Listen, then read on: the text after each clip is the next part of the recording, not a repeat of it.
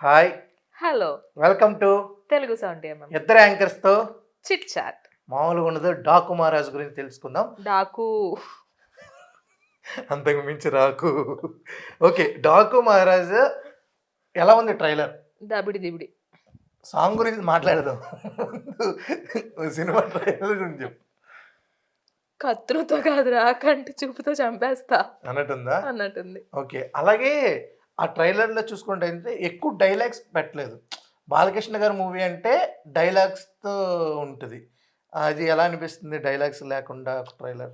Dialogues పెట్టారు కొన్ని కొన్ని. పాప కానీ ఏదో మాట్లాడద్ది. ఆహ్, ఈయన మాట్లాడరు ఆయన గదా! ఎక్స్‌ప్రెషన్స్‌ని హైలైట్ చేశారు. హ్మ్. యాక్చువల్‌గా ట్రైలర్‌లో బాలయ్య బాబు గారిని మనము ఎంట్రీ సీనే గొడ్డలు పట్టుకొని అది ఆ బ్లడ్‌తో అవును. చూపించారు. కొత్తగా కనిపించిపోతున్నారు. మళ్ళీ ఆ సమరసింహారెడ్డి టైంలో ఎలా ఉండేవాళ్ళు, ఊచకోత ఎలా ఉండబోతుందో అదైతే మనకి 'డాకు మహారాజులో' చూపించబోతున్నారని అర్థమైపోతుంది. డైలాగ్స్‌ని ఎందుకు దాచుంచారా అని ఫ్యాన్స్ కూడా అనుకుంటున్నారు. కాకపోతే సినిమాలోనే చూస్తే బాలయ్య బాబు గారి కొన్ని సిగ్నేచర్ డైలాగ్స్ ఉంటాయి ప్రతి సినిమాకి. అవును. అవన్నీ పెద్ద స్క్రీన్ మీదే చూస్తే బావుంటది కాబట్టి అందరూ కూడా కాస్త కూల్ అయ్యారనే చెప్పాలి. ఓకే. అలాగే ట్రైలర్‌కి ముందే అనేసారు 'దబిడి దిబిడి' అని జెప్పి. ఆ 'దబిడి దిబిడి' సాంగ్ ఎలా అనిపిచ్చింది? 'దబిడి దిబిడే' సాంగ్ అయితే బాలయ్య గారి ఇమేజ్‌కి కాస్త కొంచెం డ్యామేజ్ కలిగించేదట్లా అనిపించింది. ఓన్లీ వన్ స్టెప్ మాత్రమే. అది బాలయ్య గారి తప్పేం కాదు. అండ్ సో కాల్డ్ మాస్టర్ తప్పయి ఉండొచ్చు.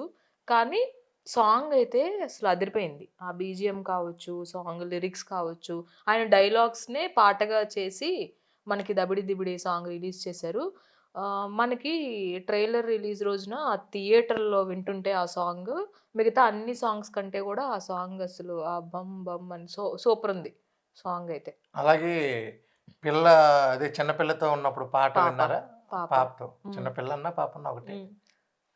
కొంచెం లాంగ్వేజ్. ఓకే. హ్మ్. చిన్న పాపతో ఉన్న పాట విన్నారా? విన్నాను. అది ఎలా అనిపిచ్చింది? బావుంది. శ్రీలీలతో ఆల్రెడీ తండ్రి పాత్ర చేశారు. ఇంతకు ముందు అవును. సినిమాలో. ఈ సినిమాలో గూడా మరి ఫాదర్ సెంటిమెంట్‌గా రాబోతున్నారా? లేదంటే ఇంకేమైనా సెంటిమెంట్ ఉండబోతుందా అందులో అనేది కొంచెం క్యూరియాసిటీ అయితే ఉంది. బావుంది. పాపని చూసుకోవడం గాని, బాలయ్య బాబు గారిని అలా చిన్న పిల్లల్ని ఎందుకంటే మనం రెగ్యులర్‌గా చూసే బాలయ్య బాబు గారేంటంటే నరకడం, తొడగొట్టడం, మీసం తిప్పడం, పవర్‌ఫుల్ డైలాగ్స్ చెప్పడం, వార్నింగ్స్ ఇవ్వడం ఇవే. కానీ లవ్ అండ్ ఎఫెక్షన్‌లో చూడడం బాలయ్య బాబు గారిని చాలా మంచిగా అనిపించింది. 'అన్‌స్టాపబుల్‌కి' ముందు బాలయ్య బాబు గారికి ఒక ఇమేజ్ ఉంది. ఏంటంటే బయట కనబడితే బాలయ్య బాబు గారు కొడతారు, తిడతారు. ఆయన దగ్గరికెళ్ళాలంటే భయపడాలి అనే ఒపీనియన్ అయితే మనందరికుంది. కానీ 'అన్‌స్టాపబుల్' షో చూసిన తర్వాత అర్రే! కొత్త బాలయ్య బాబు గారిని చూసామే మనం. బాలయ్య బాబు గారు ఇలా కూడా మాట్లాడతారా? ఈ యాంగిల్ గూడా ఉందా ఆయనలో? ఇంత మంచిగా రిసీవ్ చేసుకుంటారా? ఎస్పెషల్లీ పవన్ కళ్యాణ్ గారితో ఎపిసోడ్ చేసినప్పుడు. ఆ 'అన్‌స్టాపబుల్' ఇమేజ్ అనేది బాలయ్య బాబు గారిని ఇంకా ఆ టాప్‌కి తీసుకెళ్ళిపోయింది. మరి 'దబిడి దిబిడి' సాంగ్ వచ్చినప్పుడు ఈ డిస్కషన్ గూడా వచ్చింది. ఈ 'డాకు మహారాజులో' అదే సెంటిమెంట్ చూసి బాలయ్య బాబు గారు కొత్తగా కనిపిస్తున్నారు. అందులోకి నాగవంశీ గారు యాస్ ఎ బాలయ్య బాబు గారి ఫ్యాన్‌గా అవును. ఫస్ట్‌గా ప్రొడ్యూస్ చేస్తున్నారు ఈ సినిమాని. ఇంకే రేంజ్‌లో సినిమా ఉండబోతుంది అనేది మనం ఊహించుకోనవసరం లేదు. అలాగే తమన్ గారి మ్యూజిక్. ఇటు 'గేమ్ చేంజర్‌కి, ఇటు 'డాకు మహారాజ్‌కి' ప్యారలెల్‌గా జరుగుతా ఉంది. మ్యూజిక్ ఎలా అనిపిచ్చింది మీకు? మ్యూజిక్ అయితే సూపరుంది. బ్యాక్‌గ్రౌండ్ మ్యూజిక్, ఆ మనకు కూడా ఎమోషనల్ బ్యాక్‌గ్రౌండ్ మ్యూజిక్ ఒకటొస్తుంది. దాన్ని ఆపుదాం. రెడీ. ఆ! ఆ మ్యూజిక్ ఏదైతే ఉంది పాప సాంగ్‌కి అది ఆ లవ్ అండ్ ఎఫెక్షన్ మ్యూజిక్ కూడా అదిరిపోయింది. ఈ 'దబిడి దిబిడి' సాంగ్ అసలు బీజీఎం అయితే ఇరక్కొట్టేసారనమాట. సూపరుంది. ఇంకా చాలా దాచుంచారు.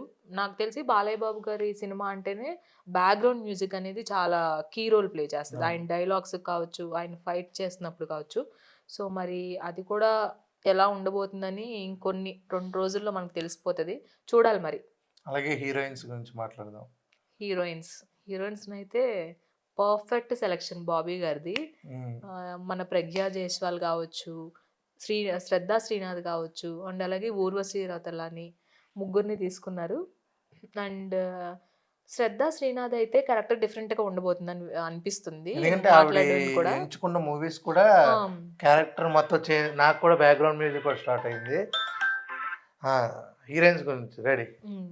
హ్మ్. ముగ్గురు డిఫరెంట్ డిఫరెంట్ పాత్రలో కనిపించబోతున్నారు. 'శ్రద్ధా శ్రీనాథ్' కూడా ఇదివరకు కొంచెం calm and settled mother roles కొన్ని, హ్మ్. ఫ్యామిలీ వుమెన్ అలాగా చేశారు. 'మెకానిక్ రాకీతో' ట్రెండ్ మార్చుకున్నారు 'శ్రద్ధ శ్రీనాథ్.' 'మెకానిక్ రాకీలో' ఒక వైల్డ్ అంటే మరీ వైల్డ్ కాదు. ఒక నెగెటివ్ షేడ్ ఉన్న క్యారెక్టర్‌నయితే మనకు చూపిచ్చారు.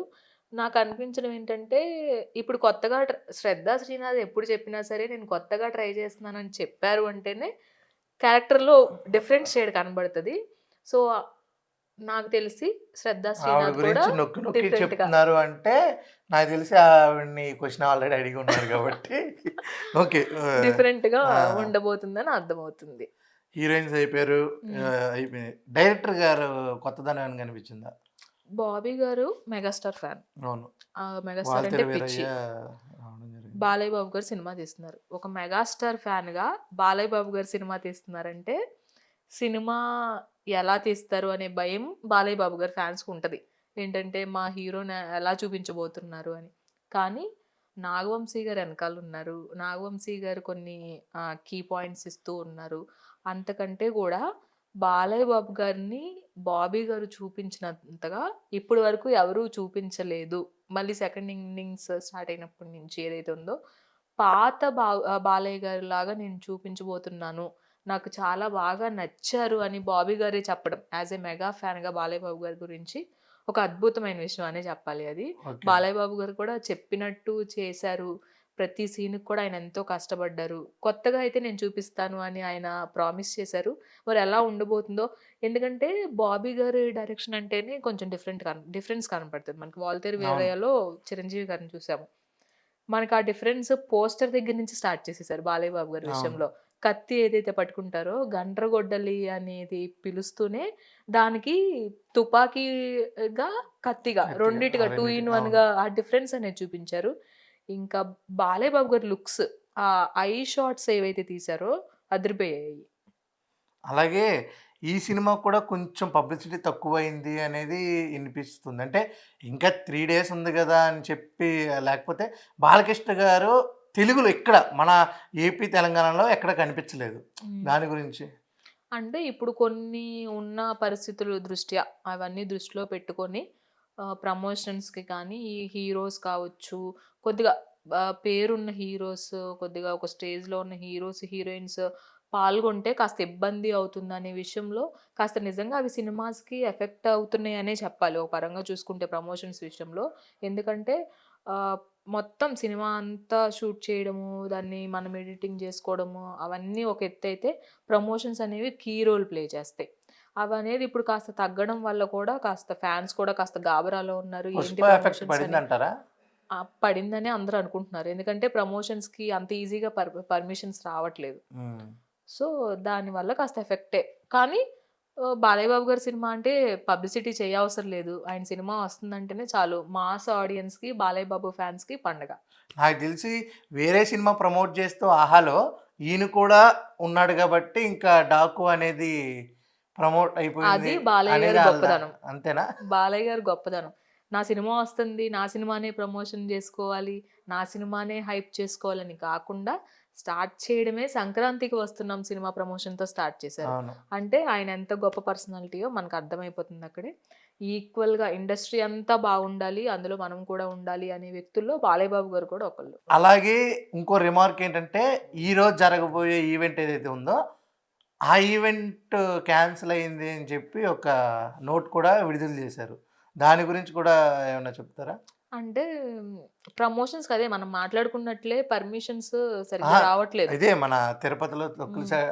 అయితే అదే అవే అయ్యిందని. ఇవన్నీ యాహ్! కొంచెం దృష్టిలో పెట్టుకొని మొన్న గూడా మనము 'గేమ్ చేంజర్' దాంట్లో కూడా వెళ్ళిపోయేటప్పుడు ఒక ఇన్సిడెంట్ ఇద్దరు జరిగింది. చనిపోవడం. సో, అవును. అవన్నీ ఎందుకు పండగ ముందు ఇవంతా నెగెటివ్‌గా ఉండడం ఎందుకు అనే ఈ వీటిలుగా కూడా కొంచెం మూవీ టీమ్ కూడా కాస్త వాళ్ళు కూడా సెటిల్డ్‌గా ఆలోచిస్తున్నారు.